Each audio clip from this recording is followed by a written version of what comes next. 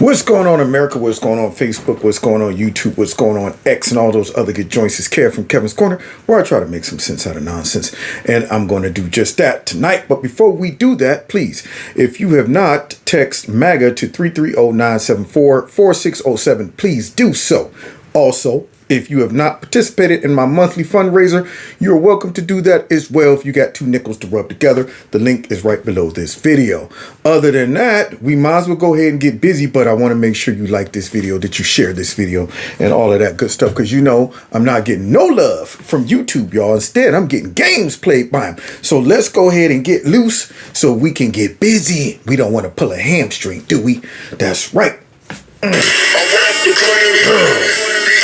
Just like a real gorilla, real gorilla, real gorilla. There's some teams in the building. Gorillas in here, gorilla in here, gorillas in here, gorillas in here. Now, before we get into this, I want to go ahead and set the tone. You know, the country has fallen. The country is in a complete mess, okay? This is what they have allowed America to become. And it didn't become this way on its own. In fact, there's been some assistance. And I'm talking about the funky, corrupt, stinking liberal media. They helped us get to this point where our society is collapsing and they have made excuses for it. So tonight I want to go back and show just how we got here, okay? Because when you look at all of these crazy protests that's going on around the country, that for some reason these people feel entitled to go up to the DNC and try to get forced in there and go to the White House and try to climb over the fence and all of these things that we've seen happen in the last 4 to 6 to 8 years, you wonder, how do we get there? Who helped us? Because normally people would be afraid of repercussions. Normally, you would have a governor in the back of your head to stop you from protesting in a way that might get you thrown in a slammer. Might go too far. See, conservatives have that, as we saw on my show last night when I showed you the conservatives at the Capitol that were getting pushed into the building. And their governor kicked in and was like, whoa, whoa, whoa, why are you pushing me? I shouldn't be going in there. Don't push me. What are you doing? The guy that was breaking out the window with the earpiece in his ear, and the protesters stepped in and said, dude, you can't do that. And then the guy got mad at the protesters as he had his little earpiece in his ear. It's things like that to show that conservatives got enough common sense to say, pump your brakes, kid. Okay, don't go too far. But if we seem or appear to go too far, it is usually because, number one, you're either not a Trump supporter and you done blended in, or you've been entrapped and it's some type of false flag to create a narrative. But with the left, you don't have to come up with false flags. We don't have to insert Republicans into their crowd. We don't have to send, 3-letter agencies and assets into the crowd to show that these people are the real aggressive ones. These are the ones that are the extremists that all of the liberal media and all of the Democrats overlook and somehow misplace the blame, label us as extremists, violent, all of that. So we want to go ahead and go back a little bit to see really who's responsible for all of this violence. And I'm not just blaming the people, because the people only do what you let them do. When you start sending a signal or a message to them that you can do stuff and get away with it, this is what you get. This is what a society will succumb to if the people in charge enables it or encourages it or turns a blind eye and a deaf ear to it. You will get this. Now, thankfully, the clips that we're about to watch is, of course, confined to SO-ran Democrat cities. I think these looters still know that, whoa, we can't get away with that if we go to this place. See, and it goes to show that we have two parents in the country. Let's just say the Republicans that run their states are one parent, And then the Democrats that run their state are the other parent. And when the real parent is gone that enforces all the discipline, the kids are going to act a fool. They like, oh, shoot, we got daddy today. He just going to sit back and watch TV and drink beer and go to sleep. So we can stay up all night and do whatever we want. Or vice versa with mom. She ain't going to say nothing to us. Let's go ahead and light paper airplanes on fire and throw them outside the window. And things like that. So what ends up happening is the kids start to observe. Which one of these parents I think I could get away with? Oh, mama. Oh, daddy. Oh, the Democrats. They know not to try this mess in certain areas. But what really makes it bad is you got a mediator, which is the media. And that's what burns me up. So we're going to show the difference between how the media obviously paints the picture when it comes down to liberal protests and violence and how they cover that versus how they cover conservatives. So we might as well go ahead and get into it, man. Starting off with Kevin showing just exactly how the media would cover a story if it was conservatives versus liberals. How did they come up with this number of 6 feet? Now, what we have here is some white nationalist, angry Trump supporters down here at the Capitol. Look at them. They're now going in. They're presenting their weapons. They're brandishing them with the threat. Now, I know this sounds like it's just peaceful and they're simply just yelling, let us in, but they're really trying to break in. It's obvious that they're violent and very cantankerous. As you can see the crowd right now behind me, those guns look like they're just resting on their side, but they're actually not. At any second, it appears that the white nationalists are going to pull the gun and aim it at some people who are simply out there resisting their resistance to the lockdowns. Now we're inside the Capitol, and as you can hear, they want them to do their job, but that's a dog whistle for white nationalism. Do your job. Now you have Trump, who supports these white nationalists. Therefore, they're all anti-vaxxers. Yesterday's and they want to see people die a horrible death because they simply are selfish and want to go back to work. Nooses and automatic rifles do not represent who we are as Michiganders. This state has a rich history of people coming together in times of crisis. Our brave soldiers fought to keep the Union intact during the Civil War. We came together as the arsenal of democracy to defeat the Nazis because we were united against a common enemy. So now, as you can see, now we must channel that same energy that we're seeing against our common enemy, which is COVID-19. As they I know that some people are angry, and I know many are feeling restless. I know that people are itching to get back to work. That's right. And I get it, and I respect it, and it's okay to feel that way. There's nothing that I want more than to just flip a switch and return to normal. But that's not how it's going to work, unfortunately. The only way we can get through this and take the next steps forward is if we all continue to do our part. So now, as you just heard, Richmore behind us is simply trying to suggest that people should continue with the lockdowns and remain in their homes and, of course, abide by her lockdown rules, except for her husband that has a condition that forces him to have to go out on the lake and go around in his boat, unlike the rest of us, because he has a form of COVID that it's curable by taking the boat out on the lake. Now, normally, Richmore would not be very strict with the lockdowns concerning what people can purchase while they're at Home Depot. But there's a strain of COVID that is going around Home Depot that only affects people who buy items that Richmore decides that shouldn't be bought during the lockdowns. Back to you, Jim Acosta.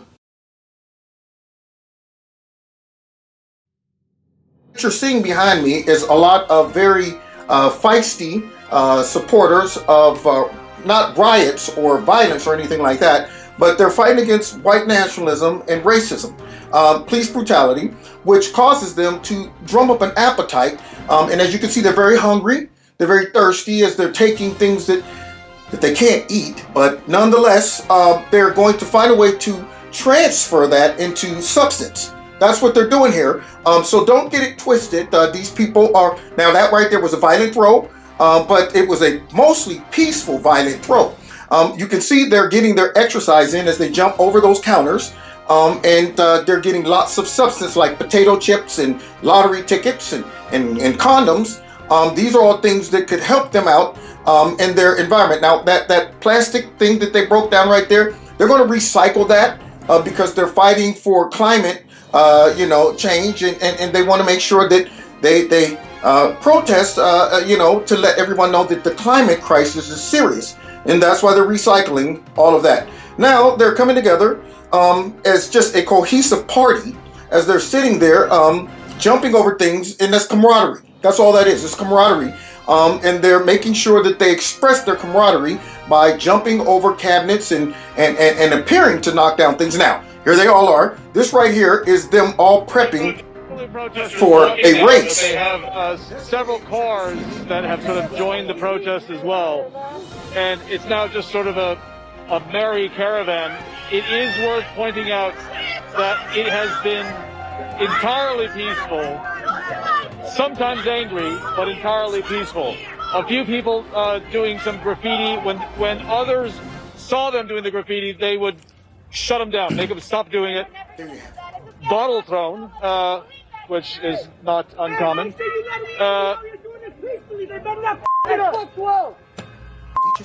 So there is some of that, but for the most part, they have been very, very peaceful. They haven't been destroying anything. They like to take it out of the media, as everybody does, but rather than yell at us and throw stuff at us, not in a mean way. Yeah. And we'll be fine. So what I'm understanding, Miguel, is that down there, these people are having a early Thanksgiving parade, and they're riding around, and they're simply joshing you by yelling out that they're not mostly peaceful. And instead of taking them for their word, we definitely want to insert our interpretation of this mostly peaceful protest, and these very enthusiastic young scholars who are simply riding around on floats, not hanging out of vehicles and yelling absurdity out of the windows. No. We want to definitely highlight the fact that these are young scholars who have a bright future, and it doesn't include what some white nationalists would think as a riot or violence or looting or anything like that. So thanks for clearing that up. Back to you, Don Lamone. I want to be clear in how I characterize this. This is mostly a protest. It is not generally speaking unruly, but fires have been started. Wow, that's very insightful. So as you can see, the reporting down here at MSNBC shows that these are mostly peaceful yet fiery, literally, protesters. And that fire in the background is a fire of love. That is to show how warm their hearts are in regards to all of the atrocities that stem from, what else can we say, white nationalism, racism, slavery, that's a good one. That stems from slavery that none of them actually experienced. So therefore, this right here is a uncontrollable impulse caused by the systemic white nationalist society that we live in that causes these young scholars to just act out in a way that to the naked eye might appear to be violent or looting or things like that, but to the trained eye, you're able to see the pain and the hurt that's within them that causes them to lash out this way. Whew. Back to you, Rachel Mad Cow. Here we are, we're down here at the so-called riots, even though they're mostly peaceful. And here's this black lady that has the audacity to come out and express how the mostly peaceful protests are going. You said Black Lives Matter. Oh, wait a minute. I worked here part-time. This isn't Once I'm a part owner of this. She's black. She shouldn't be saying these things. You said Black Lives Matter. It's obvious she's a white nationalist in disguise. Look what you did to my soul. No need to listen to this white nationalist right here. Look what you did to my soul. That's a mostly peaceful loot that took place at her store. She's simply expressing how Trump has perverted her mind. She's not black. This lady behind her, she's not black. She's been infected by Donald Trump and his rhetoric. Now, that cap she has on that looks like a shower cap, that's actually a mask and a wig is connected to the mask. If you pull it off, you'll see that she's simply a middle-aged white woman who hates black people. Oh, here's another white black nationalist right here. Put a gun out. Oh, not just me, but 5 other black females. Y'all sitting up here really pretending like y'all did this over black lives. A black man who looks like me. Now, it's obvious that she's upset over something. Normally, black people wouldn't be saying things like this, so it has to be something behind it. Keep lying to yourself. Talking about things about black lives. Yeah. Just put a gun on me. Because I'm out here trying to clean up. So let me understand. She's not really black? We're just getting something in right now. It says that this person right here is wearing blackface. Yes, that's a pretty black face right there. That's as black as you get. She has excellent makeup right here. And she's really a Karen. That's what it is. We're listening to this Karen rant about how she claims that these peaceful black protesters in her neighborhood, which is Beverly Hills, have destroyed it. And all she's doing is trying to run a false flag to paint these peaceful protesters as violent and destructive. Yes, we're going to have to cut this. We don't want anyone to hear this white woman, middle-aged, probably upper class, infected by her white husband that controls her thoughts, is trying to paint these peaceful protesters as violent. And we all know that that's not it. It's mostly peaceful. It's mostly peaceful. Now listen to this lady. Out here faking tears. It's obvious she's making this up. Enough with the waterworks, lady. These people did this for no reason.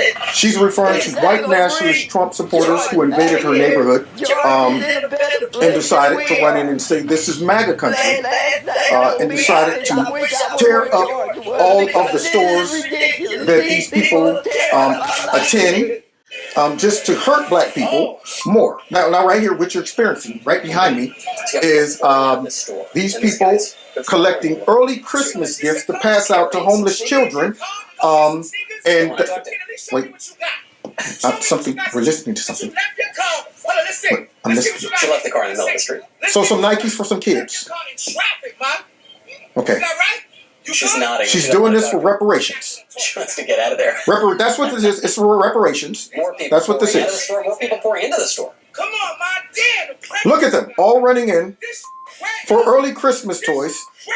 I know people see violence and think that people are just taking advantage of the situation, and there may be some people who are.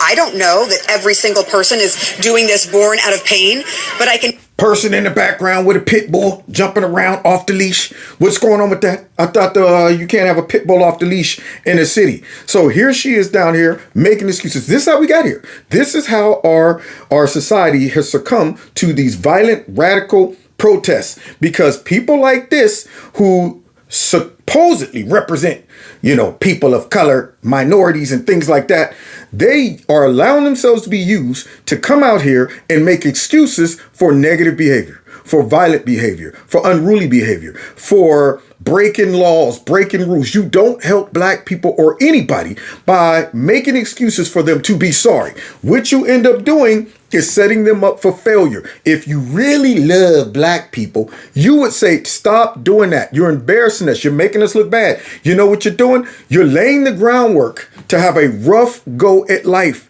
If you can't learn to solve your differences, let your voice be heard peacefully, and you revert to all of this, which is going on all in the background, how are you going to exist in society? You're enabling them. You're not helping them. You're using the racism of low expectations by making excuses for this negative behavior. So let's see this CNN so-called sister of color make all of these excuses for what's going on down there. This was the George Floyd riots. I can tell you many people are. We've seen it. They don't know what to do with that emotion. So their response, especially young folks, is to lash out. And one of the young folks, we talked to him on your show. You had him on your show. A young man who is from Minneapolis who said, do you see all this damage here? You don't listen to us when we speak. So You listen to us now, don't you? Now, why are you allowing black kids and young black people to do that in public when you know they wouldn't do it at the crib? Yeah, try that mess with your mama and them. Okay, talking about you never listen to me. You know what? And because you won't let me play with my toy, I'm about to lash out and I'm going off and I'm going to tear the roof off the mother. Your mom would tear the roof off your butt. But yet, they go out in the street, and because nobody talks to them about conflict resolution, nobody talks about, hey, your respect is not just confined to the house. I need you to take your respect to the streets so that you don't end up in the middle of the street because you decided, oh, okay, the cop asked me to get out the street, and I got mad and said, man, why you always rolling up on me? Or it was my fault, and I could have de-escalated it, but I escalated it. And it turned into something that the Democrats can use now to go around and talk about systemic racism, the cops need to be defunded, and white Russian nationalism is on the rise and stuff like that. You gave them a narrative because people like this encourage you to act out when you don't get your way. So if you don't do that crap at home, I know one thing. My mom would get down on the floor with me if I decided to fall out and start rolling around because I don't get my way and you don't never listen to me and I don't never get, you know how kids are, I don't never get to do nothing. Let me act up in the grocery store. My mom would be like, oh, you want to put on a show for the people? Well, let's do it. Action. And I learned that you can't have your way all the time. There's a point. You need to learn how to use your voice. You need to control your emotions. You don't help black young people by encouraging them to lash out just because they mad. Nobody listens to you. You can't be talking about, oh, yeah, and you're not going to get your way with me. If you do that, I'll be like, you need to calm down before I even listen to one word you got to say. But let's continue listening to this enabler who helped us get to where we're at in society right now. So acting out gets attention. And they know that because the other way hasn't gotten them the attention. It hasn't done anything. It hasn't changed anything. No. And this don't either. Acting out, they're doing that because you guys encourage it. You guys support it. You guys wink at it. You guys make excuses for it. See? So that's why they're doing it. And then knowing that, hey, we can act out and benefit off of this by looting and stealing and robbing, and they ain't gonna say nothing to us because, see, we're their muscle. We're their brown shirts. We're their excuse to call white folks that don't vote for us racist. We're their entry into Marxism by using Marxist conflict theory. We don't care if these folks aren't going to be able to coexist in society. We don't care if they'll never get a job because they don't know how to listen and follow rules. We don't care about that. We don't care if they never acquire a high education because we got them all confined to the same area that breeds thinking. We don't care about that. We don't care if they get themselves shot by a cop because they didn't know how to go comply. We don't care about that, man. Please continue to act this way so we can come out and do reports like this. It's obviously America's systemically racist. It's a white nationalist country and all that. That's why these folks are acting out. They know they can steal, loot, and stuff like that in y'all cities and get away with this crap. And now it's become a commonality in SO-ran cities. They didn't just confine the looting, the rioting, and stuff just to when a black person gets shot by a white cop. See, no, they didn't confine it to that. Now they're like, wow, y'all done taught us how to loot and steal and get away with it. Yeah, we sit back and listen to y'all all talk about the police need to be defunded. And you know what? These black people are doing this because they're hungry and they're just lashing out. And they're going, yeah, that's why we doing it. Keep telling them that. And while we snatching TVs, while we snatching jewelry, while we snatching diamonds, while we putting stores out of business, keep telling them that. That's why we doing it. Yeah. Unbelievable. But let's continue. So they're hoping this will. Will it? I don't know. I know it won't, because nobody gets their way with this type of lashing out. Nobody sits back and says, okay, you destroyed $50 million worth of property. We're ready to listen. When have you ever seen a radical left protest immediately spark change? All it does is annoys people and make people say, I don't want to give you anything. If you're that kid that throws a tantrum, you think you're getting a lollipop? You think you're going to get some ice cream? After throwing a tantrum, I would be teaching you negative behavior. What I would be doing is setting you up for the penitentiary later. Because when you don't get your way, you're going to lash out in front of the wrong person who don't love you. See, daddy might whoop you because he love you. When you whoop the kids, you're doing it to keep them out the penitentiary. You're showing them that there's rules in society that you got to live by. Okay, you can't just be out there lawless and feel like you got a chip on your shoulder, and every time somebody challenges you or questions you, you got to go off. You can't do that. And then at the end of that, I reward you. This is as bad as all them people up there in Philadelphia that was acting a fool. And afterwards, what did they do? Gave them some compensation because the cops might have grabbed them and said, hey, how about you get down off that car? Get your butt down. How about you stop throwing stuff? How about you stop burning down stuff? And they rewarded them. And now they rewarded themselves with a big mess because these video clips are in the past, but these folks are still doing this mess now. That's how we got here. I was in Ferguson in 2014 for 3 months. So? We're back here again. Same scenario, just about. There wasn't a gun involved. There was a knee involved. It wasn't a gun involved. It was a knee involved. And they love these type of stories. They're trying to fake the funk and make it seem like, oh, you know, these are atrocities and stuff like that. But every time this stuff happens and they know it's around election time or the conservative movement is growing a little too rapidly and they feel like, oh, crap, people are waking up because they're not blinded and manipulated and distracted by racism and all of that. When they got an election coming up, you best believe they be looking for a victim. Like, all right, hey, why don't you run that red light, black kid, while smoking weed and brandishing a gun out the window? Why don't you do that? And when the cop pulls you over, say, what the heck you pull me over for, man? Dang on it, weed is natural. And here's my gun rights, plop, plop, plop. Throw your guns in the air and raise them like you just don't care. As the cop say, sir, could you please put the gun down and step out the car, please? Man, I ain't doing nothing. Don't tell me. Pop, pop, pop, pop. Look at this innocent black scholar right here that was simply exercising his constitutional carry rights, was shot down for no reason. No reason. Back to you, Jim Acosta. So let's continue to show the difference between how the media covers Trump supporters or conservatives versus these liberal protesters. Now that is very, very insightful. I'm glad that you gave us your insight on that. So it appears that these young men and women down there are trying to simply let their voices be heard. And then there are some infiltration taking place from white nationalist Trump supporters that are pretending that they're a part of the protests, the mostly peaceful protests, and making these young scholars look bad. And then there's some deep hidden emotions that they're not quite able to control because they're black. And, you know, most black people have no self-control. They're very impulsive due to all the systemic racism and all of the slavery that they did endure. But that racism causes them to have to act impulsively and also make them appear to be looting and make them appear to be violently protesting, which in reality, this right here is simply another microaggression in our society that shows that systemic racism is real. Okay, back to you, Chris Cuomo. Now, once again, there are these young black scholars are practicing the looting marathon as they run in and run out. This is a Olympic game that they all play. And this is the way they rehearse and practice. And the reward of the Olympic game is that anything that they can grab within 14 seconds or so, they're able to keep.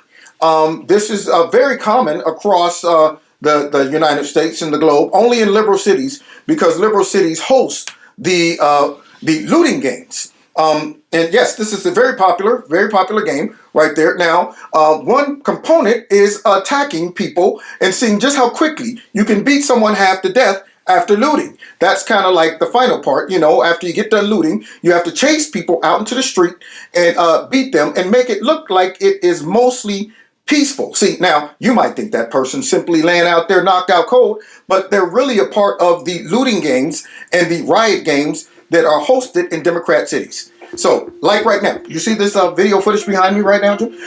What this is showing is just how proficient these young black scholars have become when it comes down to participating in the looting games. These are great. These people right here should be commended. They should be commended.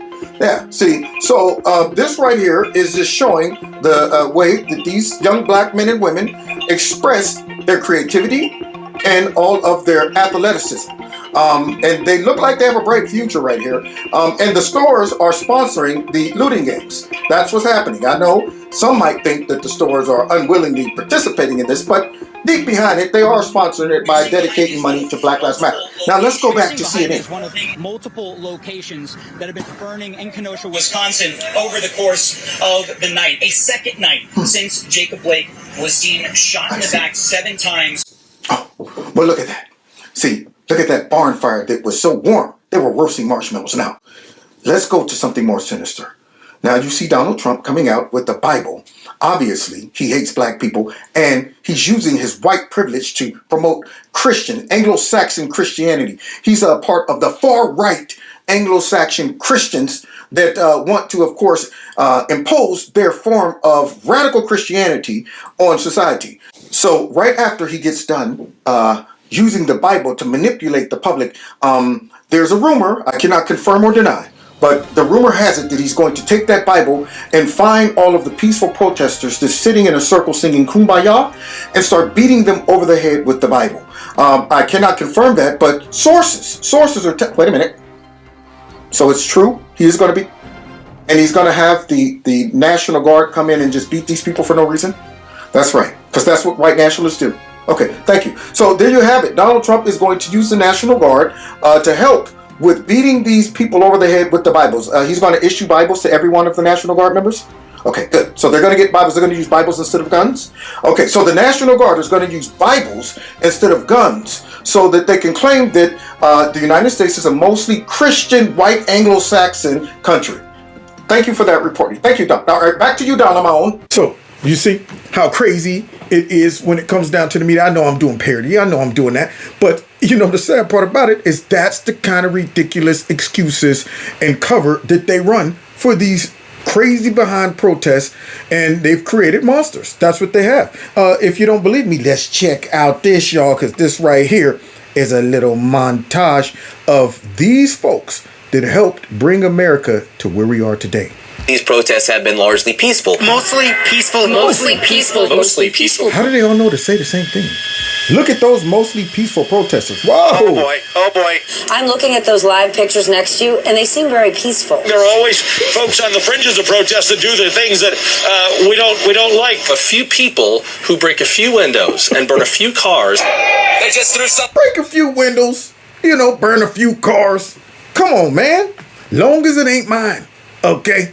Other than that, let's go ahead and chalk it up as, you know, collateral damage, man, because it was done by mostly peaceful protesters who were mad and were lashing out, y'all. Just don't lash out on me. See, all of these privilege behind commentators, media personalities, globalists who say this, it's all well and good until they get the car jacked. And then till they defund the police and all of a sudden they need to call the police and the police aren't there. When their buildings get attacked, when their cars get attacked, when your parents or friends get attacked, then it's a problem. Now we need some discipline going on. But besides that, as long as we can sit back in our comfort and say mostly peaceful protest, just because they break a couple things, do you understand breaking a couple things in certain areas and neighborhoods could be life-changing? Like the ladies that we saw earlier in the live stream that were complaining about their businesses are ruined. They can't go to the grocery store to get their medicine. These are life-changing, events to these people. So you don't minimize that when it comes down to these people just tore up a couple cars or burned down a couple buildings. That building could have provided somebody's livelihood and it's gone. They don't have the means and resources to just rebuild. Maybe they ain't got the big insurance policy to go ahead and have that taken care of. And then why would you want to do that again in an S-hole ran Democrat city, only to have these people come right back and burn it down again, loot it again and all of that stuff, and then complain about all that stores that's leaving and stuff. Y'all did this, media, and look at this. Even CNN wasn't exempt. Something on fire, Chris, a firecracker. Something's on fire. They shooting. No one should be destructing property and that sort of thing, but I understand the anger. About becoming the face of political resistance to the Black Lives Matter movement. Now, you hear this? This is why we are here, because these folks felt emboldened enough to go into this man's property and threaten him and his wife and his dog and everything. And then when he came out, to exercise his Second Amendment rights to protect his home. He didn't point the gun at anybody. All of a sudden, he's getting prosecuted. And this bum, Fredo Cuomo, has the nerve to come out and call him the face of white supremacy. No, this is the face of a law-abiding citizen that was trying to protect his property and his family. And this is the propaganda that comes out of the media. Now, what do you think the message is sent to all of the looters and rioters? We can abuse law-abiding citizens and you guys will help us. You guys will make us the victims, even though we were about to make him and his wife a victim. But you'll make excuses for us. So therefore, law-abiding citizens will be afraid to stand up against your angry mobs that y'all send into our neighborhoods. First of all, that's a completely ridiculous statement. I'm not the face of anything opposing the Black Lives Matter movement. I was a person scared for my life who was protecting my wife, my home, my hearth, my livelihood. I was a victim of a mob that came through the gate. I didn't care what color they were. I didn't care what their motivation was. I was frightened, I was assaulted, and I was in imminent fear that they would run me over, kill me, burn my house. And you have to have this in the context of St. Louis, where on June the 2nd of this year, I watched the city burn. I watched the 7-Eleven get smashed in, looted, and burned for 40 minutes on live television with nobody showing up to do anything. I understand. Nobody showing up to do anything. That means the governor, the mayor, whoever was allowing this to happen. They're okay with lawlessness. And then you have bums like Fredo Cuomo come out and justify it and make it seem like this guy was at fault. And then they prosecuted this man. Now, here's the crazy part about it. What does a private citizen have to do with you guys protesting? Why are you going through neighborhoods to harass folks? That's my question. That's not a normal type of protest. To go to people who have nothing to do with it, they can't make change, they're not in the government, they're just law-abiding citizens trying to maintain their own livelihood, their own life, and y'all show up for some reason and got a problem with these people. And yet Chris Cuomo don't see that that's a problem. If I'm right now doing this show and I hear a whole bunch of people outside my crib yelling, talking about, man, you know what, man, we want to come in there and snatch your goods, man. No justice, no peace. And I'm going, what does this got to do with me? How about you go downtown or you go to a politician or you go to wherever and protest, but not in front of my crib. And then I have the nerve to say, hey, man, back up as they come closer to my crib. And they're throwing out threats. And then all of a sudden, you got the mayor or somebody talking about, we're going to prosecute you for brandishing a weapon after you got all kind of threats by these people. And the media ran interference for it. See, but remember, guys, they want to disarm all of the law-abiding citizens while these criminals conduct their behavior like this.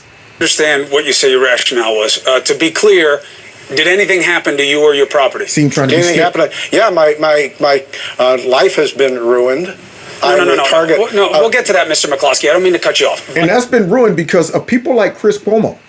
People like the fake news who try to paint this guy as the bad guy, and these Soros paid and bought and owned by, you know, these evil actors that will prosecute a law-abiding citizen and allow the rest of their radical extremists, protesters, looters, and brown shirts intimidate and terrorize neighborhoods. So yes, law-abiding citizens will eventually take matters into their own hands. Glad it never escalated. And yet this guy had to defend himself. Glad that governor pardoned him. But I'm saying that night, did anything happen to you, your family, or your property? Thank God. God. It's called social intimidation. It's called terrorism. Chris, what's the definition of terrorism? To use violence and intimidation to frighten the public. That's what was happening that night. That's what happened to me. And that's the damage I suffered. But wait a minute. See, according to them, we're the terrorists. We're the extremists. Where have you seen video clips like I've been showing y'all all night of conservatives using violence and terror to intimidate people? Using all of that for political means. Where have you seen that? Where's the big posse of conservatives going through neighborhoods, beating people, dragging people out of cars, breaking windows, looting, all of that? Where is it? I don't know. But I do know where it's being conducted at, and it's in these S-hole ran Democrat cities. Okay? But hey, y'all created the problem. Deal with it. If they go ahead and burn all of y'all cities down, have at it. If y'all get flooded with illegal immigrants to where y'all can't even operate, yeah, have at it. Knock yourself out. Don't bring that mess to conservative states and conservative cities. And maybe the people in those cities that still have common sense left will get up and get out of there. And these are the people who are creating a whole bunch of walk away people from the Democrat Party because they encourage that stuff. And people sat back and watched it happen. And they said, man, I wasn't against Black Lives Matter. I had nothing to do with this. And then I become a victim of it, and I see people like Chris Cuomo and the rest of the media come out and make excuses for these people. Donald Trump now don't seem so radical. He don't seem so anti-protest and all of the stuff y'all demonizing him to be. He sounds like a common sense person. Y'all sound radical, making excuses for these people. Too many see the protests as the problem. Oh, look at that. No, the problem is what forced your fellow citizens to take to the streets. Ooh. Persistent and poisonous inequities and injustice. That's what it is. Yep. It was greater than them. All of this stuff forced them to go to the streets and stuff. Like, this is something new. Than justice and equity and all of that stuff. Black folks been dealing with that a long time. You don't think that Martin Luther King and all of them had to deal with that stuff? It was way worse back then. But what did they do? Did they do what these folks are doing? Huh? Yeah. You think people are going to listen to these folks doing this stuff as he justifies this? Or what would be a more practical method of doing it? But hey, y'all created the problem. So here we go. America is falling. Leasing Democrat-ran SO cities. And please, show me where it says that protests are supposed to be polite all over the place and peaceful. Because I can show you that outraged citizens are the ones who have made America what she is.